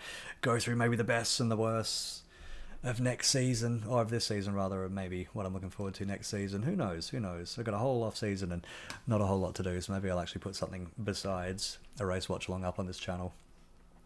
Watch out for that. Or don't, you know, do whatever you want with your life. I'm not your boss. Quick predictions for next year. I think Lawson in for Checo. I think Checo's done. I think Leclerc's going to be champion. And I think it's going to be a whole lot of fun. And I will be here as well for it. Every teammate battle. Every team battle. Every race. Every sprint, unfortunately. Actually, no, I won't be. I won't be here for the first part of next year. I will not be here. I will be at Albert Park, and then I'll be overseas. So I'll be back for round 4, and I can't remember which that is. I get the feeling it might be Bahrain. It'll come. It'll come. Either way, it's been a lovely year. It's been a fantastic year. It's been a whole lot of fun. I cannot believe that we got a season as good as we did after the after the absolute demolition job of last year by Max Verstappen and Red Bull, and what threatened to be another demolition job by Max Verstappen and Red Bull, I cannot believe how good it's been. Canada was great, Austria was great, Silverstone was great, Hungary was interesting, Monza was very interesting, Baku was fantastic, Kota was great, Mexico was fun. I mean, just Spa as well. Spa was fun. So many races. Zandvoort was fantastic. So many races. So much fun. It was great.